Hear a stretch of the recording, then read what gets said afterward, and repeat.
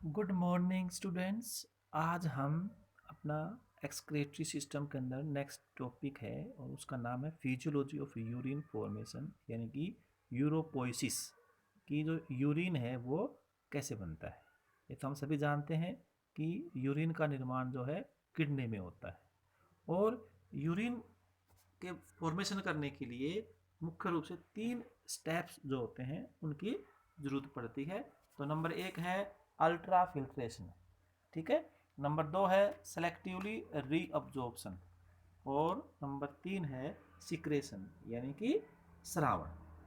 तो ultra filtration को हम क्या बोलते हैं?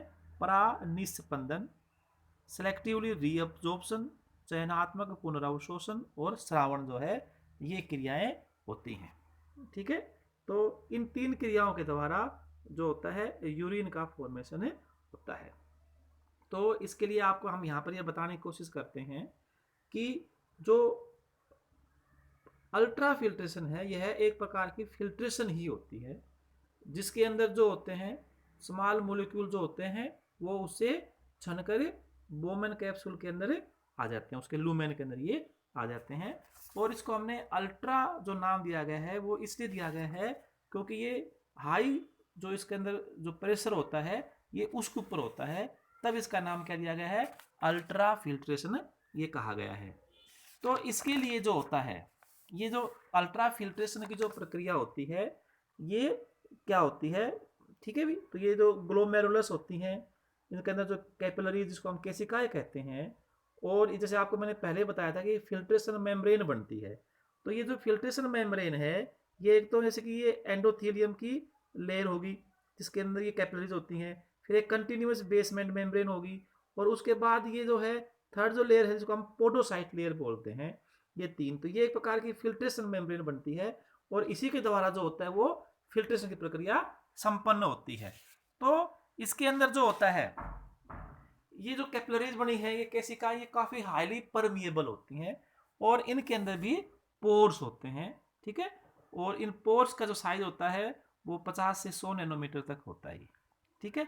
और लगभग जो इसमें प्लाज्मा में जो चीज़ डिजोल्व होती है वो सभी यहाँ से क्या होती है फिल्टर हो जाती है।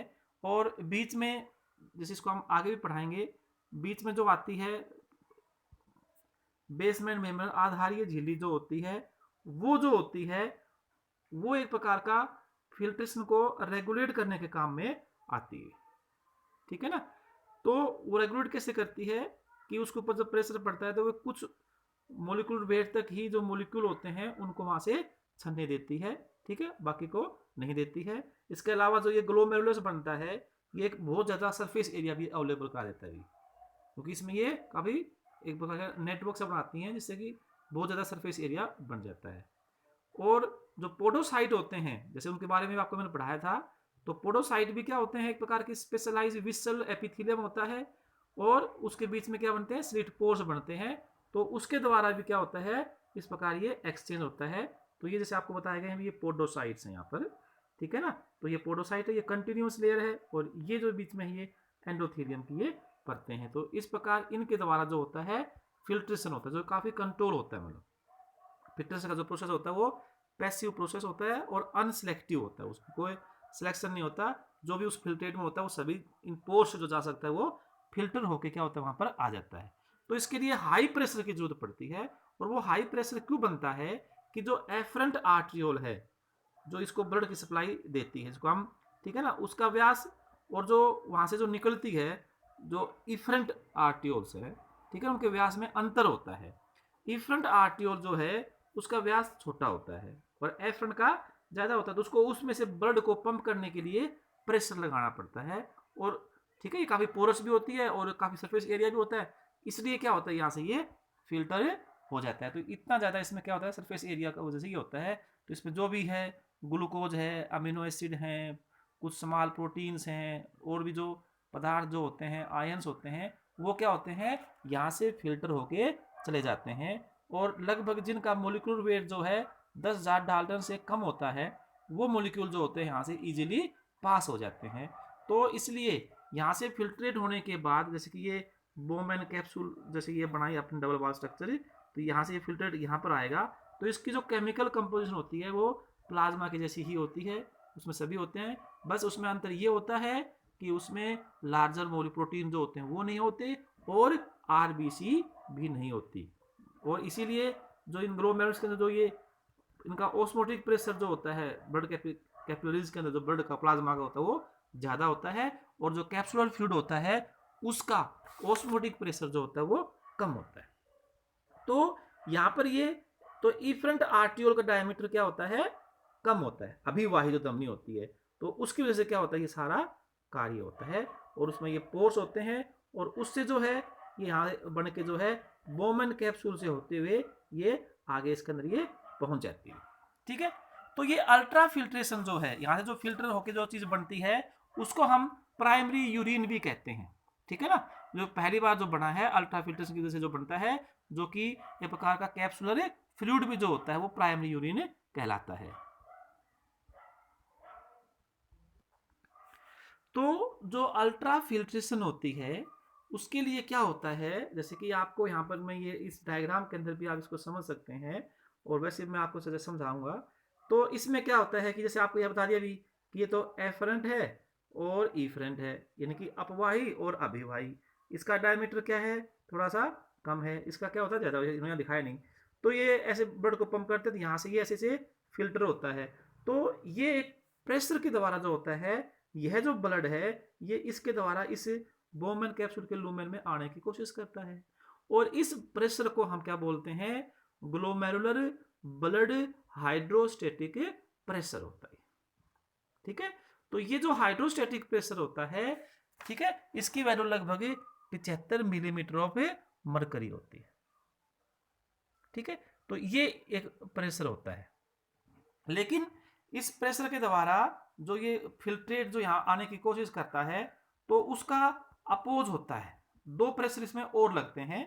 तो जैसे कि ये तो प्रेशर यहाँ पर आ गया, ये इस प्रेशर यानी कि 75 मिलीमीटर ऑफ मरकरी जो है उससे आने की कोशिश करेगा, लेकिन इसको दो प्रेशर जो है इसको अपोज करते हैं, इसको दो प्रेशर अपोज करते हैं। वो क्या क्या होता है, ठीक है, तो उनके अंदर जो आता है दो प्रेशर जो होते हैं उनको, एक को हम कहते हैं कोलोइडल ऑस्मोटिक प्रेशर होता है, और एक को हम कहते हैं कैप्सुलर फ्लूइड हाइड्रोस्टेटिक प्रेशर होता है। ठीक है, तो ये दो प्रेशर जो होते हैं ये इसको अपोज करते हैं।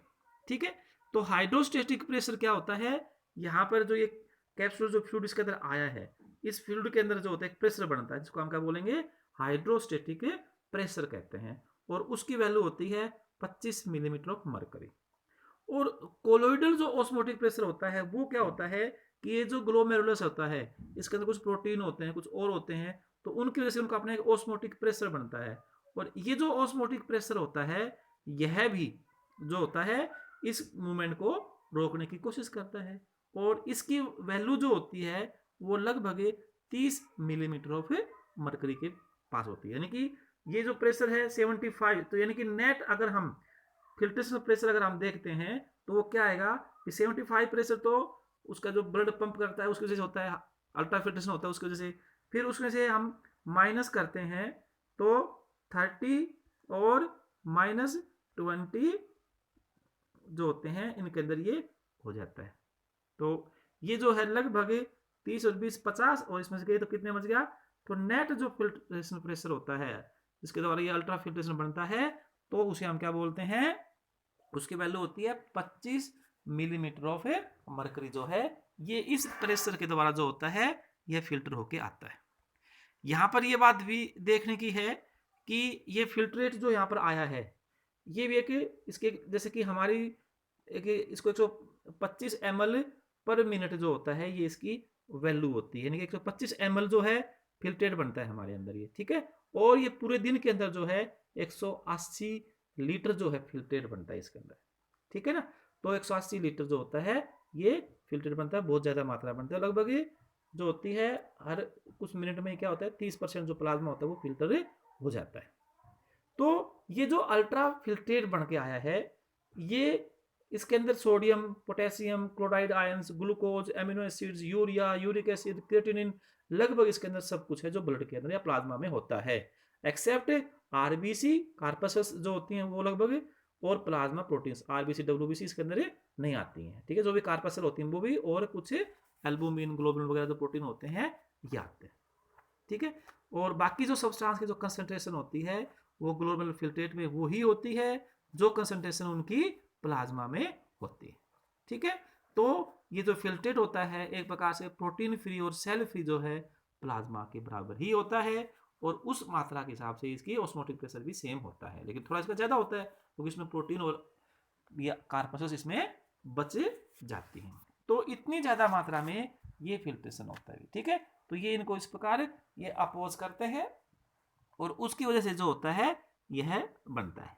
ये जो फिल्ट्रेशन जो प्रेशर होता है, नेट जो फिल्ट्रेशन प्रेशर होता है, यह कंट्रोल भी होता है, इसका रेगुलेशन भी होता है, हार्मोन के द्वारा भी है, न्यूरॉन के द्वारा भी है, और हमारी जो किडनी होती है वो स्वयं भी इसको रेगुलेट करती हैं, वो डिपेंड करते हुए कि इसमें कितनी इसको फिल्ट्रेट को उत्पन्न करना है और नहीं करना है, डिपेंडिंग अपॉन बॉडी की कंडीशंस के आधार पर जो होता है ये उसको कंट्रोल करता है, ठीक है बच्चों। तो ये जो है अल्ट्रा फिल्ट्रेशन है।